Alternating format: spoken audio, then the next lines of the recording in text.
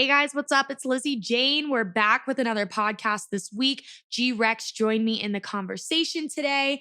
We talk about everything from the Peekaboo Black Hole Tour. We did a few dates together to what is up next for the G-Rex project. He's taken a bit of time off of shows. However, he is coming back next month swinging with Bass Canyon into a massive tour for the fall and spring season. You'll hear all about it in the conversation today. It was great to hear about his journey as a producer from starting in 2011 with hip hop beats into trap, into freeform and experimental type bass music that led him to WAKAAN in 2017, 2018, before all of that really rose up to the forefront. And now obviously WAKAAN is everywhere. So it was great to hear about his journey with them.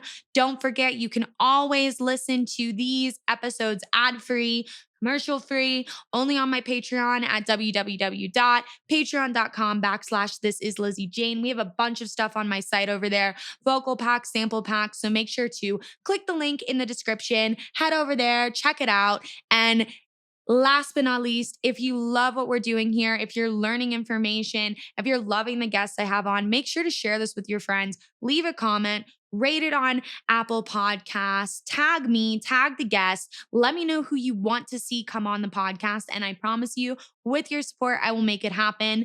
I hope you guys have been having a stellar week, and I can't wait for you guys to hear this episode. So without further ado, this is Lizzy Jane, and you're tuning into another podcast with G-Rex in the mix. Have a great week, guys. See you soon.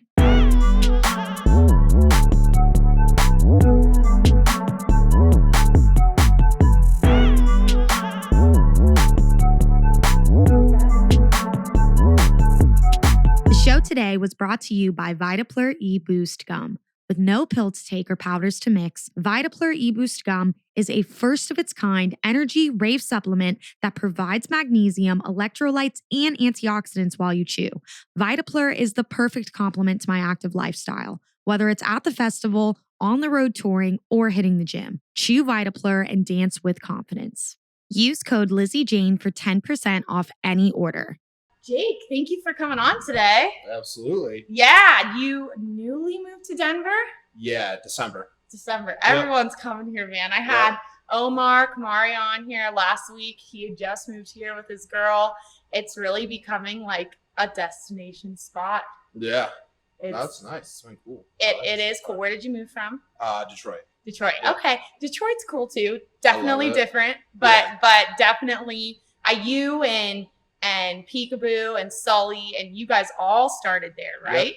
Yep. I've heard the college stories and the frat houses and the trap music, and then all of a sudden you guys just started making music together, which is super crazy. But for all those listening, this is G-Rex. What's going on? New Denver native. I feel like everybody's just moving here, and it's becoming this huge eclectic place for like creative artists and painters and all of that stuff. So it's going to be cool to see like the development of it. I'm like, if you're going to go to LA, just go to Denver. Yeah, exactly. You know, especially for bass music. So what has your summer looked like? What have you been up to this summer? How's shows been? Music been? It's been pretty light for touring lately. I'm gearing up. I'm going to do a co-headline tour with Buku. Oh, that's exciting. Love him. Oh. Starting in fall and winter. So right now we're working on music for that, and then getting all the dates and everything settled in, and actually just started picking up back on doing some shows. Nice. Kansas City last weekend, Minneapolis this weekend, the Ritz. Yep, there we go. Good old Ritz. And then, and then I go to Germany after that for some shows. That's exciting. Canyon and some stuff, a little break after that. And then, the tour fires up. So Bass Canyon will be fun. This is my first time. I have this thing in the back of my mind where I'm like, certain festivals I won't go to until I get booked to play them, because I really want to experience it like fully through. Or I know if I go to an event, I'm just going to be like, fuck, I wish I was playing, like da da da. Are you gonna stay the full time? I'm gonna stay for 2 days. Good. So we're gonna do some podcasts, and you've played before, right? Yes. So that venue just looks surreal. It's the nicest outdoor venue I've ever seen in my life. And it's crazy because like Red Rocks here I feel like I hear about Red Rocks and then I hear about the Gorge. Yeah. And it's like those are the two outdoor venues that are just like superior above like any other club music venue in general. It's going to be really exciting. And it's like bass music, you know, it's because I know Insomniacs like does events there. They do Beyond Wonderland. They do a lot of that Seattle, Oregon area stuff at the Gorge. But additionally, to have it just be an Excision Fest is going to be insane. Yep. You'll have a great time. Oh, yeah. Awesome. Yeah. I can't wait. Do you know what day you're playing yet? Saturday. Saturday? Okay, cool. Yep. I'm playing Friday. Are you going for the whole time? Is it a thing that you normally go? I went the one time I did play, I did like the full thing, pre-party to the end. Okay. And ended up That's camping. A lot. Yeah, it was a lot. It was very fun, but it was a lot. This year I have shows before it, so I'm kind of in and out. Yes. But which I feel like as you become more seasoned, that is normally the rotation where you're just not trying to completely burn yourself out. I feel like the first time, like I did Lost Lands last year when I played all 4 days and I hadn't done a festival, especially post-COVID, the whole time until that fest. And I was just like, this is a lot. I don't know how everyone does the pre-party to the last day, to the afters, to the Renegade sets. And it's just like a marathon.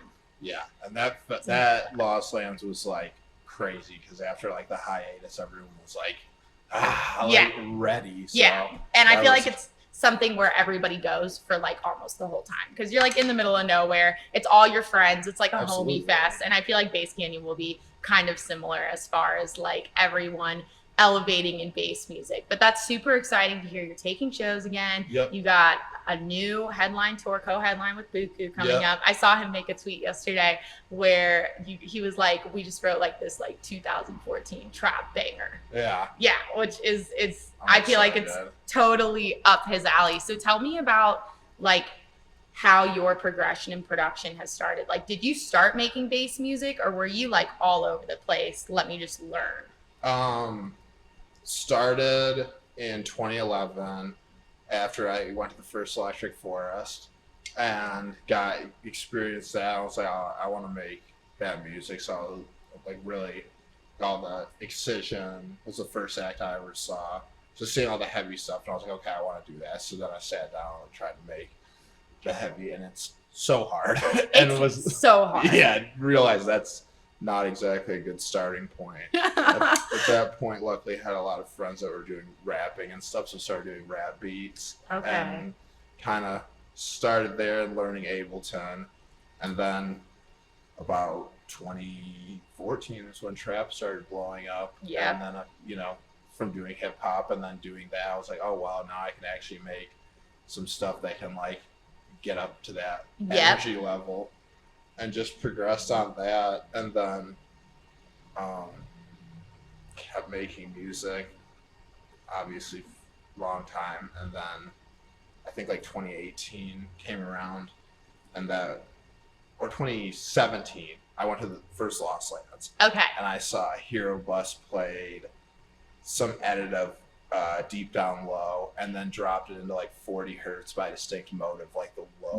Dun, dun, dun, dun, dun, dun, dun, dun. Yeah. And I was like, that would be so sick, like doing that, except like having it be like more trappier drums with like that low end kind of feel. So like right when I got done, I started making a bootleg of that, and then Tynan was actually in Detroit. He came over and he was like, dude, this is so cool. Can I hop in on it? And me and him finished it in like a few hours.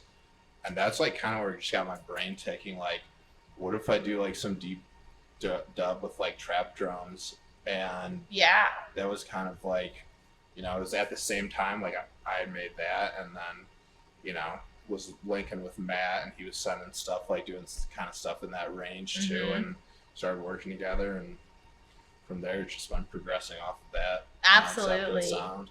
I feel like that 10-year mark is kind of a sweet spot for a lot of producers that I've talked to, where from the ground to I don't know what the fuck I'm doing to okay, I've found my sound that I want to establish myself with.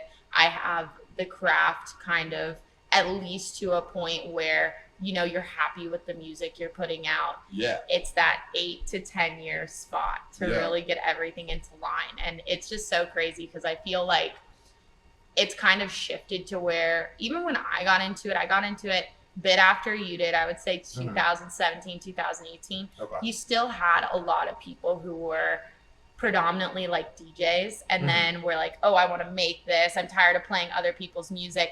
And now I feel like it's become the opposite because the scene has just expanded so much that everybody knows production is going to take 100 times longer to learn than DJing. Yeah. And I feel like DJing is definitely like an art form, but especially in bass music, the way that I usually explain sets is like the edits, the quickness, like you're going from 1 to 2 to 3 to throw back into one of your own songs, bootlegs, whatever.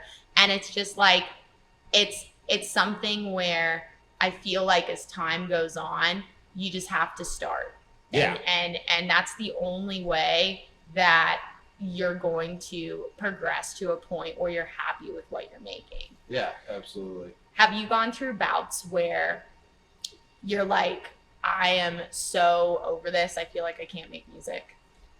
Yeah, like every day. Yeah. like work on that's music. A little self-doubt in the Yeah. back of your head that's like, oh, hey, this fucking sucks. Yeah, it's just the most frustrating yet rewarding process ever. Like, you know, when you have those days where you finally like get something going that's like really happy about, but it'll take sometimes like 10 of those days where you're just banging your head on a wall miserable, and Yep. like it's a roller coaster, but it's awesome. It's fun, but definitely it's not always fun. It's so much a roller coaster. And I feel like so much of it is like self-discipline to where even if like you're not feeling it, like just get in your DAW, especially if you're starting, because it's like becoming an expert at something. You have to do, I don't know, what is it, 10,000 hours, 20,000 hours.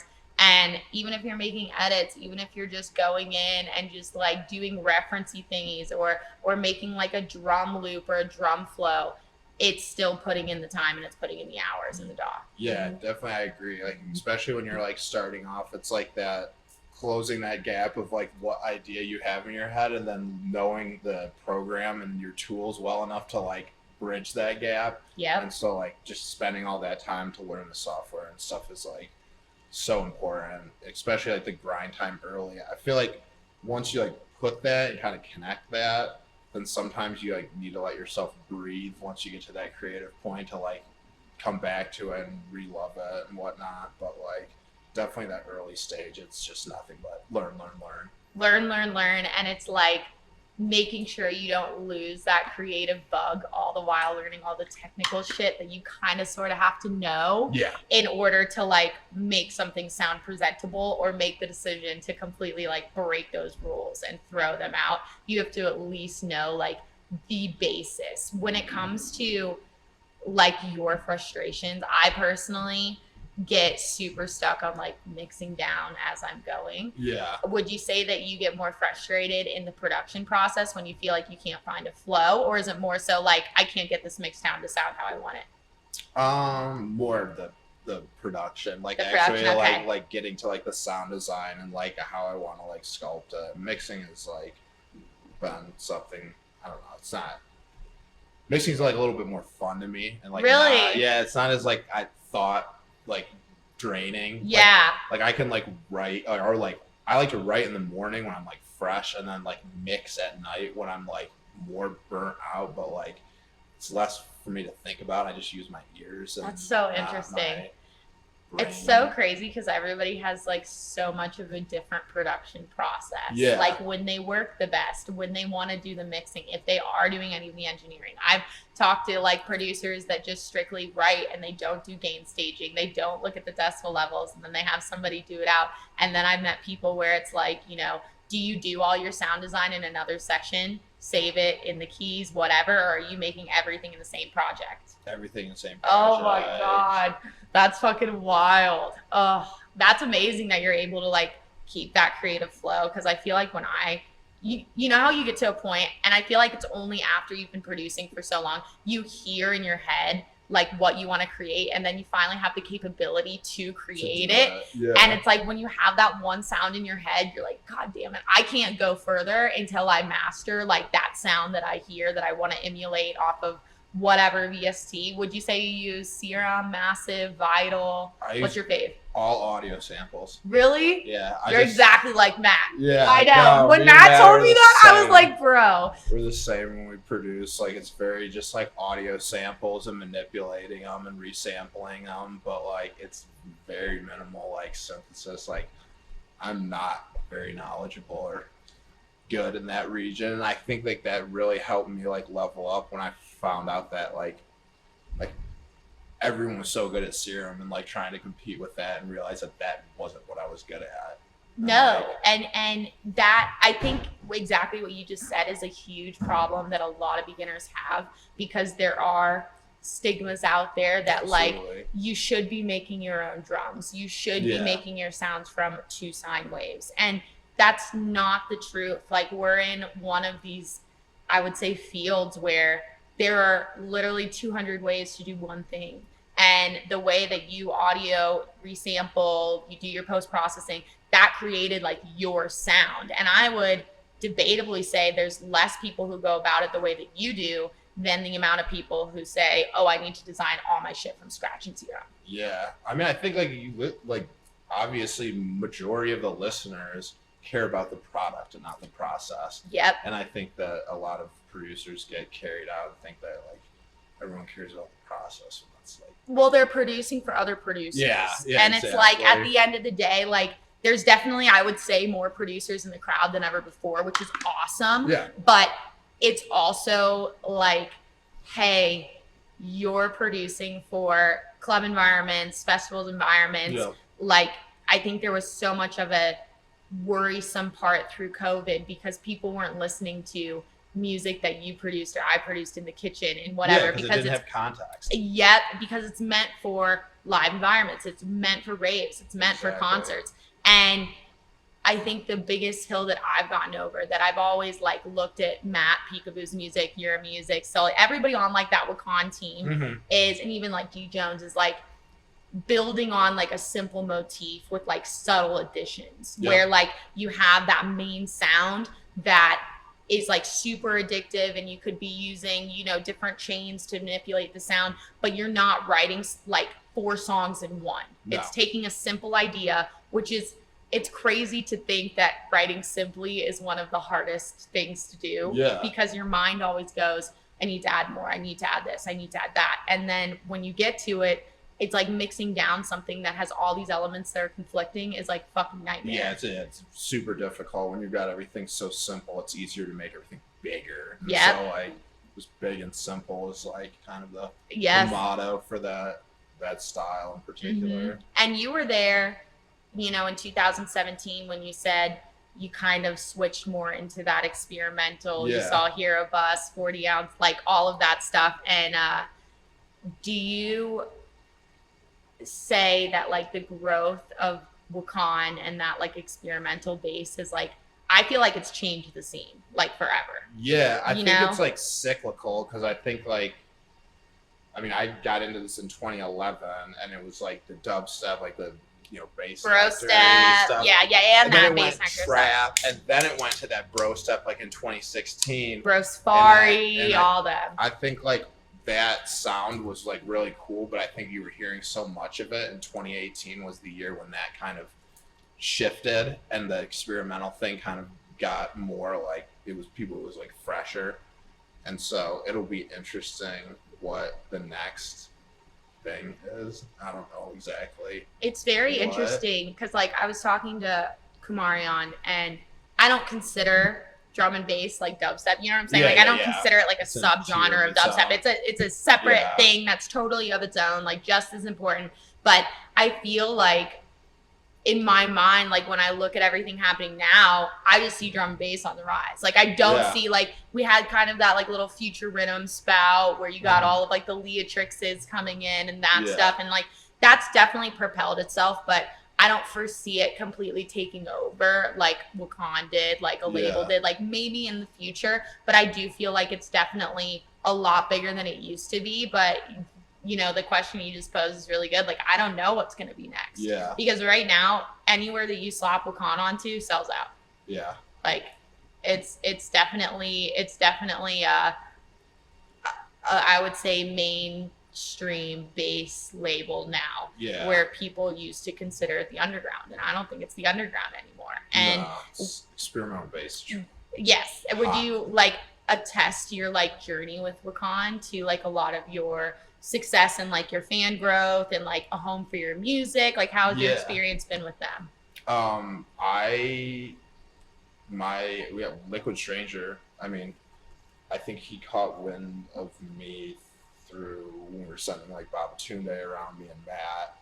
Matt had released with WAKAAN before, and he had brought up that they wanted Babatunde to have WAKAAN be the home for it. Yeah, of course. Like, so I was like, cool. Ended up meeting Liquid, sending him a lot of music, and then he was like, I want to bring you on tour, and then did the Infinity tour, and that definitely like propelled a lot. Going on tour with Champagne, Drip, LS Stream, Lucy, and Martin. Obviously, it was a great crew. Look at where everybody is there. Yeah. I was talking to Tati Red Drum because she's here now too. Yep. And I just said I've paid attention to that tour support for like 3 years now, and everyone who he brings on in the next 1 to, I would say, maybe 2-3 years, completely their career blows up. Yeah. And he has a really awesome platform, not only because he can sell the tickets on his own, but he really curates like that next gen of freeform bass music underneath him. And it's like, it's amazing. It's to see like the Smokeland Boys, to see Tati, to see Tvboo. You guys, like, it's Wild Lucid. Like, I remember that tour stop. That's where I met Sully. I remember he was in St. Pete, and we all went to go get something after. And it's really, really cool to where now, at Global Dance the other day, he's on stage with Martin playing a collab. And it's like, that's the goal. That's the dream if you're making this type of music. And so tell me the story behind Babatunde. I want to know the story because I've heard it's fairly simple and kind of funny. Yeah. But how did you guys go about making the lead? How did you guys go about just arranging everything? It's a very simple song for any producer listening. Like, you've got that simplicity, but it's like so catchy. It's like dun dun dun, Me and Matt, AT Aliens asked me to do a remix, and I started it and had some really like deep ideas. So I asked Matt if he wanted to work on it with me, and he got on it and made it in like a day, and we were like super excited about it. And like a fun fact, the second drop of it is pretty much Babatunde. Oh, like almost to like a T. Yeah. And it's just like a lot lower tempo. But we, week went by and we're like, dude, let's just like, that was so easy. Let's just make an original. And so we just started on it. And at that time, I was living in Detroit. He was living in LA. We just got on Zoom and just like literally just each one of us just Dropbox, Zoom back and forth, adding little pieces to it. And, just came together. And when we were done with it, like, didn't really, I mean, we were like excited about it, but didn't really like think it would, be what it was, I think. And then started sending it around to bigger artists, and it kind of, and like, everybody wants to play it. It's put in all the sets, and everybody's like, holy fuck, and then it finally comes out. Yeah. It's like the Grizztronic effect. Yeah. Anticipation, we built up a lot on it, which really like helped us, I feel like that's the States version of like modern day dub plate like culture. Yeah. Because I was talking to Funkcase, and he was like, when I was doing this in like the early 2000s, the way that you really built up the anticipation of the track was like sending it to a select few. So he's like, now, if I I get something for my label and it's really hot and I know it's going to be, you know, Welcome Tune or something like that. Yeah. He's like, I'm sending it to Subtronics. I'm sending it to Dr. P. I'm sending it to Excision. Yeah. Maybe 5 more other people. And then it blows up. What the fuck is this? All the like support, smaller DJs get a hold of it. Blows up. And then you release it. And it's like, yeah, it's like that's so much of what it is, because if you have that memorable sound, which like that sustained bass and Babatunde is like the whole thing where people lose their minds, all that stuff, it becomes very memorable very quickly. It's almost like, I feel like it's equivalent to having like a pop and pre-drop lyric or like a chorus that everybody knows. And that's like what happens in bass music when somebody has like a hit. Yep. You know, you can think of a Subtronics melody or something where you're just like, okay, I know this is him. And then they listen to it and they go, okay, I know this is Peekaboo. I know this is G-Rex. And then did you guys all go to college together? Yeah, so I'm the oldest. I was at Western right when I graduated. When I was a senior, Sully was a freshman. Oh, okay. I met him right when he had got there, and then I left. And then basically I was like DJing like house parties and stuff. Yeah. And like when I left, there wasn't really like anyone doing it, and that's when like Sully and Matt came in, and like they went from the house parties to like bars and stuff. And we're like actually like making money and for these bars and bringing people in and like doing promoting and stuff like that. So they kind of grew that scene out there. And then I had moved to LA to go to Icon, and when I moved back to Michigan, they moved to LA. Oh shit! Like all flip right. flop, and Sully went to Icon, and right at that point, you know, Matt was working on a bunch of stuff, and that's getting it going. Well, and it's even like, I know Matt, because when I spoke with him, I was unaware, because I remember I have like my iPod still from like a long ass time ago that I used to just like put songs on, whatever. And I went in my iTunes one day when I saw like Liquid, like Martin pulling up Matt for like at Grand, what is it? The Grand Intersection?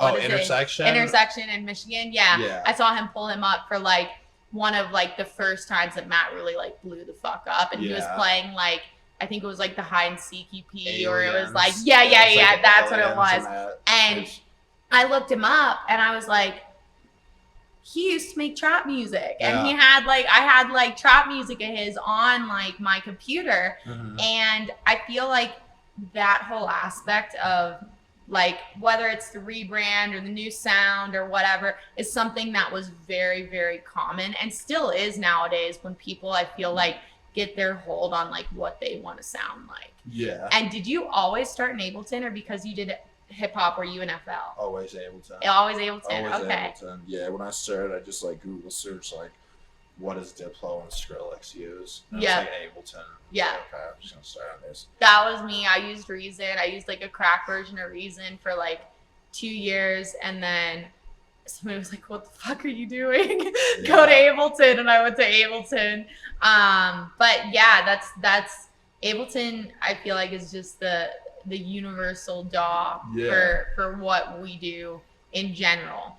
Do you have an interest in, I know like Mike, he lives in Tampa, Blunts and Blunts. Yep. We've had like tons of discussions where now he's kind of gone a bit more into like that rap production scene. Do you have an interest to do that more in the future? 100%. I know you've done it a bit too.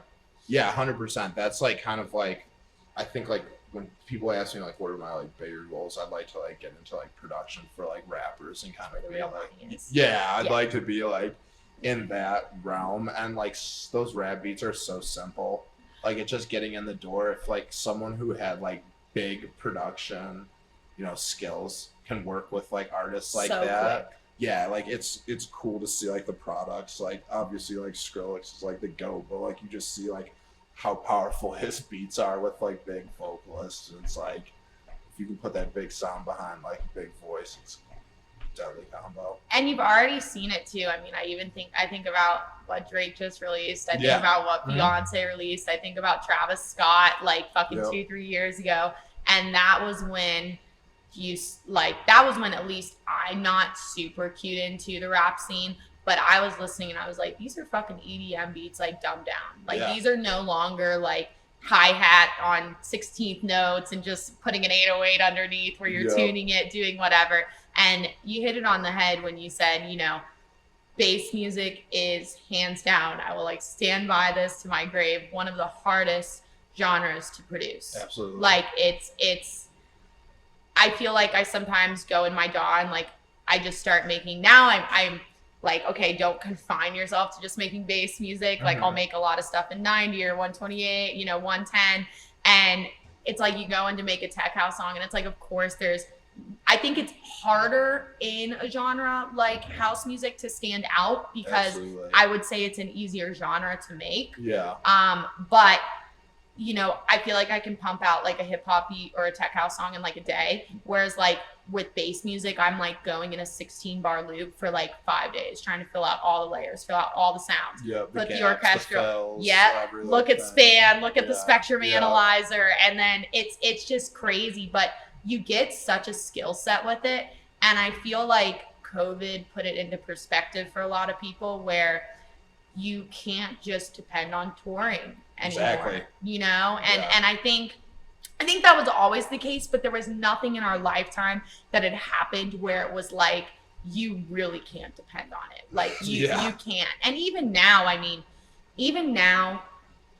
I know events aren't doing as well as they used to do. Yeah. You know, just simply speaking, because of where our economy's at, where people's priorities are lying. I don't fucking know how the kids in Denver do it. Like, hats off to you guys doing like Red Rocks, Temple, whatever. Everything sells out here. And it's like, I don't know. All the Denver fans, you guys are the best. Literally, like everything sells out, no matter who it is. It's just like music. Here you go. Show out. Yeah. And it was so crazy even to see like for the Zeds Dead Jamboree. I'm like, this is on the fucking like state capitol fucking property. Yeah. Like you would never see something like that in Florida. Slammed. Sold out. And then the next weekend they had like another like punk folk concert. Yeah. And I really do believe the city is like completely ran on music. Yeah. And I don't know how ticket prices are in Michigan, but you know, in Florida, like when you play at the Ritz, like if it's not free guest list, I mean, it's like $25 tickets. That's all the way up the board. That's for Ghastly. That's for Yellow Claw, you know. Yep. And here, tickets are like $80, $100. And I'm just like, holy shit, this is a difference. This is a change. And they're selling out and getting resold.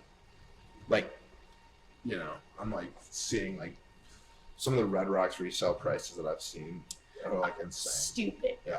I know like Roofs du Sol is coming, Flume's coming. One that I looked at. It's like $350 after service fees. I'm like, I'll just go see the Gorillas 2 nights in a row for cheaper than this. And I totally get it. You know, Red Rocks is just this place where I feel like, especially going to concerts, playing concerts is so much of our, you know, career. This show feels like it goes by like that. Yeah. It's like a magical venue. Yeah. I feel like I can see any type of music there, maybe even music that I'm not necessarily a fan of. And it's such a cool environment. The acoustics are so well tuned in. And you're just like in this like Red Rocks like spaceship. And then like the show's over. And it's, you know, it's one of those things that I do believe that more artists are going to move here, are going to be desired to be here in the scene. A lot of people I've talked to that have moved here from LA, like my grandparents who used to live over there, it's like this reminds them of how LA was in like the 1960s and like the 1970s, where like all of these creative like elements are starting to kind of like just blow the fuck up, and people are moving here because it's becoming like a destination spot. Yeah. And I just feel like for like the bass music scene and music in general, it's just like even like things like tomorrow, like Jenga throwing the barbecue, like stuff like that. Like I've never lived anywhere where it's like such a huge community of like bass heads where like the artists are there, the fans are there, there's no middle line, and everybody just chills. Yep. It's awesome. The community here is great and stuff, and there's always something to do. Yeah. Which is like awesome, but also like it's a double-edged sword. Yeah, exactly. I know. Stuff done. Like in Florida, because I was just like not, even though it's hot as fuck outside, I'm not a fan of the heat, humidity, beach, like whatever. Like I would just stay inside. I'd go to the gym, I'd do my podcast, and I'd work on music. And now that I'm here, I'm just like, fuck, like all my money's gonna be gone. Like, here we go. But it's, you know, it's also enjoying life, and like this is a really good quality of life. Like I was talking to Blunson, who was here the other day, and he's just like, this is one of my favorite places to come. And I was like, I get it. Like totally get it. And I feel like, do you like ski, snowboard? No, I used to a bunch. Should pick it up. You're gonna have to. I hurt my knee, and now I'm like, too scared. I don't want to like do it and then like be missing shows. Lessons. Yeah. Small lessons. I did go tubing though. Oh really? Oh shit. Okay, cool. No, I love Copper. We're big snowboarders, so nice. I feel like it's gonna try and do the weekdays, because I went hiking this past weekend up in the mountains, and that traffic gets gnarly. Like you can just sit in that for like hours. I was like, okay, weekday trips. Yeah, weekday trips. But for sure. Overall, there's just like so much to do here, and I feel like as a music scene, it's just gonna keep like prospering. And like on the horizon for you, like not show wise, working on new music, working on a new EP. Yep. Yeah, I mean traveling. Obviously, I'm really excited to go to Germany.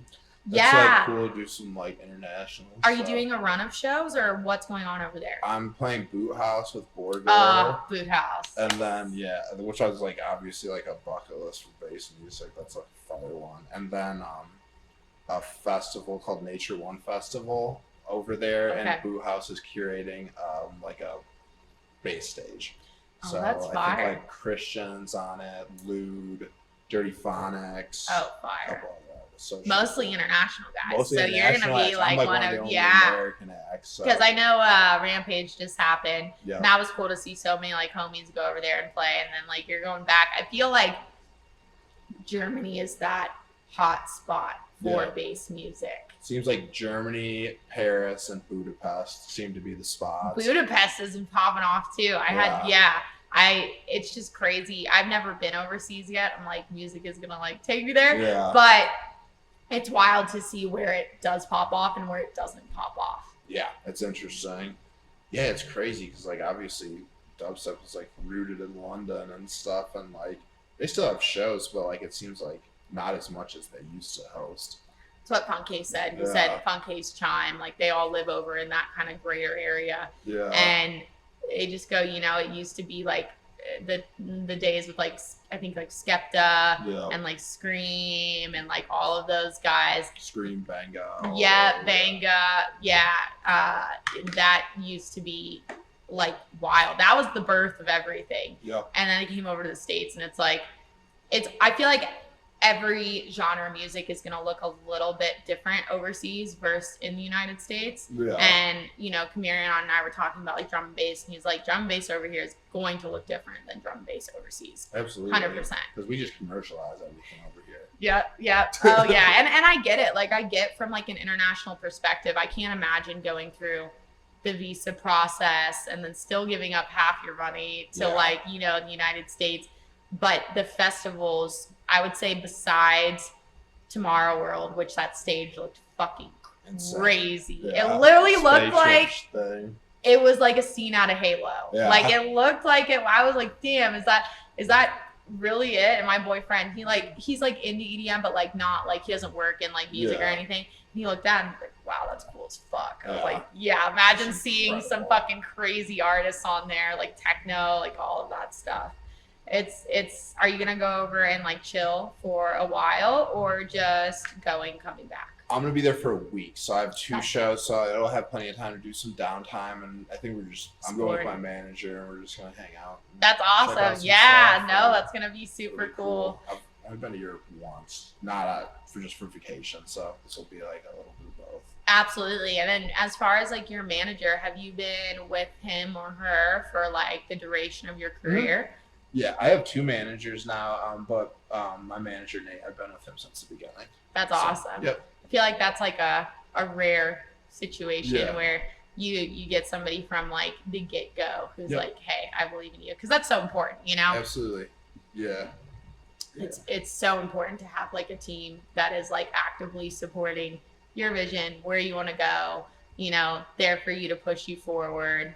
Definitely important, I feel like, as far as building a career that's sustainable. Yeah, absolutely. I think too, like when you like get to a point where you can like start financially like supporting yourself with music, then it gets to the point where you realize like you need to start going hard now for your team too. Like the people that believed in you before. Yep. It was so like that's like the next level of motivation and stuff, and then obviously from there, if you like your team's like doing well, then it's like okay, you use your platform to like put on other artists. Yep. Yeah, and that's like what you see like Liquid and Excision and those like big giant artists that have those platforms and I feel like that's the like the step. Yes, things. It's like the chronological stepping stone of being an act, because so many people don't realize how long your team really works for free before stuff actually starts to happen. And a lot of people, I think, if they do start on their own, they might not necessarily have that person until they have some of that momentum. Yeah. But it's also important, I feel like, as an artist, especially nowadays, to at least like know what every team member should be doing. Because I feel like the more that I see on the back end, the more that I kind of realize sometimes that artists who aren't knowledgeable about these roles and positions do get taken advantage of. And that's never a fun, situation to see happen to like a friend or a colleague or X, Y, and Z. And even with like exclusive label signings, like did you exclusively sign with WAKAAN? No. Okay, because I know some people have who have been on the tours and stuff, but I wasn't sure if you did like, hey, I owe you guys X amount of music. That's awesome. Cool. No, I wouldn't recommend for anyone to like exclusively I would say in EDM, don't do it. Don't do it. Yeah. You just never know, especially like labels. Like it's a weird time for labels right now too. Like Never Say Die is like, it's done. Yeah. So which is crazy to see as someone who's been interested and in the scene for so long, because Never Say Die was a staple. Yeah, and that was like the hierarchy of heavy bass music. Like, that's like the god tier shit. And so you were on Black Label or Round Table. Yeah. That was like the birthing into these two labels. Those were like and now you've got like obviously like Subsidia, WAKAAN, Deadbeats, Disciple. You have like even like smaller ones that are killing it, like Night Mode, Jodi Dalla. You've got stuff's awesome. Opio. You have so many. There's so many. Yeah. You have like Good Vibrations. You have like Heaven Sent. You have there's just Lost in Dreams. Ophelia. Yeah. Like there's so fucking many. I mean, as you like, if you were, what is your stance now on releasing? Do you still feel like it's important for you to be a part of a label? Or do you feel like you're at a point where if you put in the proper release plan, time, marketing, X, Y, and Z, releasing independently may be the way to go with a distributor? I think if you have enough of a platform, that releasing independently can be like a great option. I think that when you're like an up and coming artist, labels can be a great option as well. I think one thing that like I tell people when they're looking at like labels and where they want to shop their music is like, go look at the artists that are releasing on that label and see what the label is doing for that artist outside of just releasing their music. Like, are they putting that artist on tours? Are they putting them on shows? Are they like, is the label boss like supporting the music which they're releasing? Those are like important factors. But yeah, right now, I mean, I feel like it's a crapshoot. I feel like you could definitely, because I mean, you're totally right. I feel like my whole thing or my approach to it was to get to a point where I could like put a little bit of music in the labels that I wanted to associate myself with and see if any of the labels put a foot forward to invest more in the project, i.e. do an advance, i.e. invest into a music video, put you on the Deadbeat shows, put you on whatever. And I feel like everybody's journey is obviously different. Yeah. However, it's really sad to see when an artist consistently gives music to a label that's giving nothing back. Exactly. And it's really hard because we're at a point too where, even at your level, I'm sure you're getting labels saying, hey, we're not releasing for another 6 months. Hey, we're not releasing for another year. Yeah, they're just, the schedule releases are super like a lot of the bigger labels kind of have their like core artists that are like locked in. Those are like, priority. Yeah, they may not necessarily be looking for something newer, or you know, it just is what it is. Yeah. But, and that's why I feel like even like Kamarion, who was saying about Jadi Dalla, like don't be afraid to send your music to not those A-tier labels, to those mid-tier labels, because a lot of the time they will put blood, sweat, tears, money into that release to make it the best it can. While if you go to a larger label, sometimes as a more up-and-coming artist, your song could be coming out the same day 5 other songs are coming out, and they're really going to just invest their money into the song they know is going to do the best. Yeah. And your song just kind of gets lost in the sauce. And like, as a producer, like, you know, every song you put into, like, it's at least a few, you know, multi-hours of work. Like, it's still time and like a part of yourself. And it's like, you want that song to be appreciated. You don't just want it to be like a part of a template art thing and then like, that's it, you know? And I feel like now the more successful artists that you see do have that total vision encompassed, like the visual aspect, the right marketing plan. And it does take a while to get there. You know, you have to do trial and error. You have to figure out what works and what doesn't work. But I do feel like the people who have a stronghold grasp on their brand as well as their music are doing the best. Yeah. You know, absolutely. It's a total package. Yes, total package, 100%. And then like, tell me how like you got your brand. Because like you have the whole dinosaur thing, it goes with the G-Rex. Like, are you huge fans of like Jurassic World or like dinosaurs, or like how did this come about? It was like when I was in college originally, like me and my buddy were making mashups, and we were just like, well, what should we release this under? And we were just going back and forth, and I was like, what about like G-Rex? And he's like, oh, that's cool, let's do that. And so I had that forever. Yeah. No background, no meaning. Oh, that's no great. anything. And it just developed over time.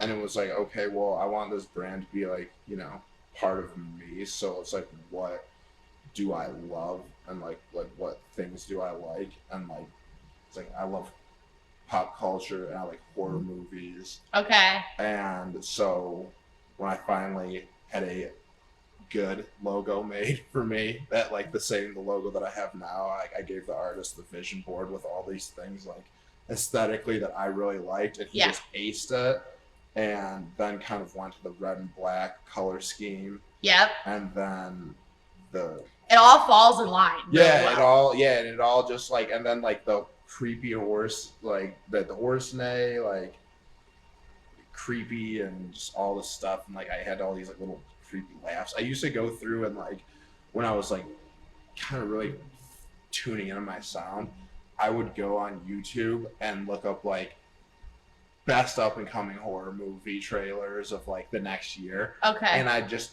YouTube to MP3 it and then drop it in Ableton and chop out little samples of just little vocal bits or like little tiny things and made a sample thing. And that's like how I made a lot of the stuff that I made in 2018. And just would use those in tracks and stuff. That's fire. And just like, so the brand is like dinosaurs and horses and horror shit. Love it. Rap and chains and all sorts. I don't know, it's all over the place. It falls in line with dubstep. It falls in line with the bass music, the like crazy. I remember when you played the show with Peekaboo in Seattle, right? And that really cool, you had that little upstairs bedroom green room that you could look down into the venue. It was at Showbox, I think. And I remember you came on stage and you just started playing rap music, and it was like everyone was like, okay, let's fucking go. It always gets a crowd hype because I feel like dubstep people either love heavy rap or they love metal. It's like one of the two. Well, there's like the metal rap too. All this stuff, especially like a lot of the stuff that's come from like Florida and shit, like Zillikami and Sasmula and all that City Morgue and Denzel Curry and all that, and Ghost Mains from like Miami. All that shit's so cool. I love that. No, it's Rolling Louds this weekend. I have like a few friends working it. And that's always a shit show. Incorporating that kind of heavy music, because a lot of that is so bass heavy too, and still can like compete. It falls right in line. It goes with the dubstep and like the like scary creepy aesthetic, and it just works perfect. No, that's gluing that super together. sick. Are you on Lost Lands this year or just Base Canyon? Just Base Canyon. Okay, cool. Yep. Same. Yep. I feel like Lost Lands is one of those things where it's like, I feel like he has those staples and then like people rotate. It's like every other year you do this rotation, and I totally get it, because it'll be cool to see more bass festivals develop. Like Forbidden Kingdom in Florida, that's been blowing up, which is really cool. I feel like Insomniacs is really taking like a standhold, because it's really just been the Excision Fests that have been like really massive bass festivals. Because I know there's like Wobbleland that does ones, and Toxic Summer that does ones, but they're not like to the size that those outdoor fests are at yet. Yeah. Those are big money festivals. Yeah. Oh, 100%. I was talking to, I don't know who I was talking to. It was somebody on Excision's team, and he was telling me how everyone within like a mile radius he offers to like send them on a vacation. And like that's like amazing. I totally get that. If I was there, I'd be like, okay, let's go. Yeah. Vacation time. It's such like a family orientated festival too, where you don't see that in like Insomniacs or like big kind of corporations like Disco Donnie. Yeah, he definitely did it the right way. And like started and built something absolutely amazing, and like all his festivals, and I've been, blessed to be able to play on a good amount of them, and got to play on Paradise Blue this year, and that was oh, how was that? It was awesome. Cancun, right? Yeah, so fun. Were you on the pool stage? I was on the pool. I remember just like those whirlpools and like people like moshing in the pool. I'm like, this is a mess. Yeah. I'm like, this is a lot. It was a great time. I'm sure those families vacationing down there at the same time had a great experience. No. The first day there was like a little bit of overlap, and some of the like outsider family people would like look around like, what the fuck is going on, bro? Because you wouldn't expect that in Cancun. Like you wouldn't expect it in Cancun. But it's just wild to see how his concepts are expanding. I had totally forgotten about Paradise Blue. It's just huge. And they're only just gonna get bigger and bigger and bigger. And this, I would say that dubstep and like the evolution of the scene isn't going anywhere. No, it just keeps pushing forward and growing and whatnot. Yep. And it's not just like the music, it's just the community aspect of it that people really grasp onto. Some people like, I don't even know if they like the music, which is totally fine. They just like being a part of something. Yeah. And like a community where they feel accepted, and and that's like one of the coolest parts about it. It's a very accepting community. I would say like the majority of people, just raves in general, watch out for each other. Because I was a big metalhead until I was like 18, 19. And then I was brought to a few raves, and I didn't like the music, but I did like the people. I was like, this is like way different than a regular concert setting. And then I kind of like, I was showed the right artists eventually, and I was like, okay, I fuck with this now. It was like R.L. Grimes' Void tour. That was like when he did like the Warehouse tour. I was like, okay, this is it. I was like, this is it right fucking here. Like super, super, super dope. When does your tour with Buku start? September, October? It's going to start in October, and I think it ends in like February. So it's oh wow, it's a pretty. You're going on tour. Yeah, it's a pretty big one. It'll be like a fly-in, but a lot of it's really routed well, so we'll be able to drive from day to day. So that's going to be nice, especially with flight prices and all that fun stuff. They're going down a little bit, but they're not down to where they were. Yeah. I've yet to buy my Montreal ticket, which is like $800.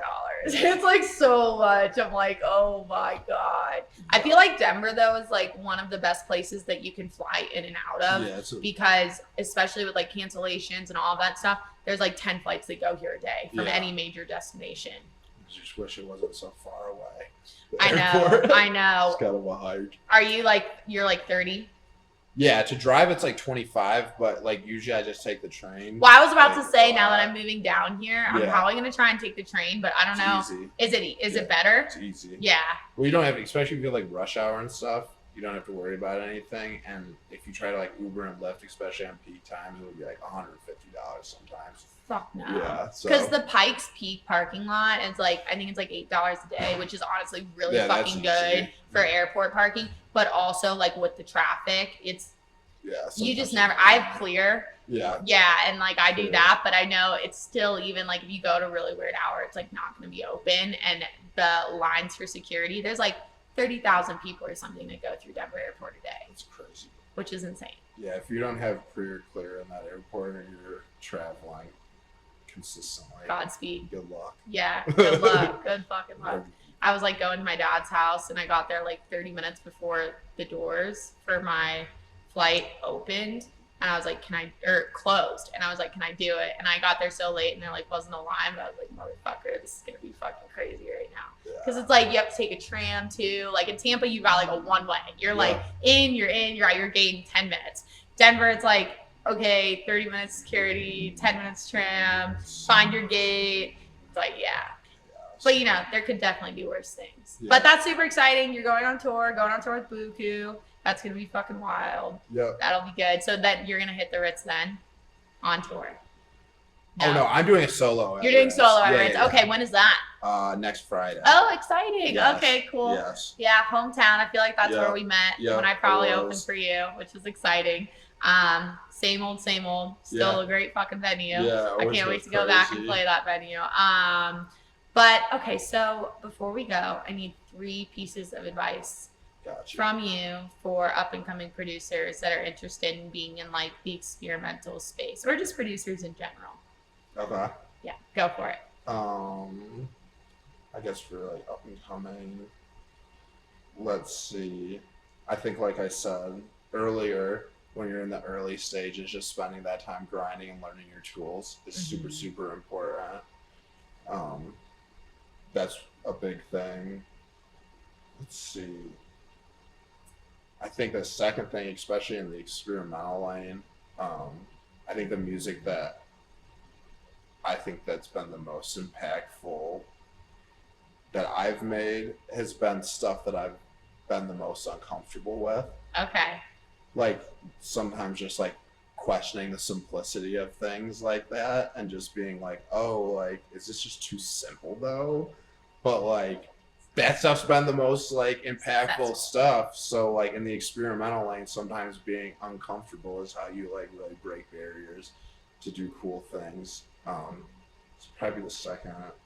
And then third, make sure your music's like danceable.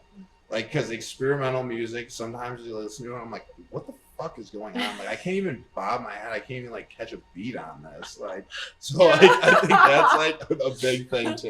It's like, my dude, where's the drums? Yeah. Where's, like, where? Yeah. Making dance music, you have to be able to dance to it. Like, I don't know, that's my personal thing. It's, like, totally cool if you're not and making something just so left field, but I don't know if you want to, like, dance music. Yeah, right. You may want to make like ambient meditative music or like something of the sorts. No, those are great, awesome pieces of advice. Stoked for your tour. New music coming out soon. Yes. Lots of stuff going on. Okay. Ooh, so, awesome. Sweet. Yeah. We'll see each other at Bass Canyon again. Absolutely. Probably at a show here. Yep. G-Rex, Jake, thank you for coming on. Awesome. Thank you so much. Appreciate it. Bye, guys.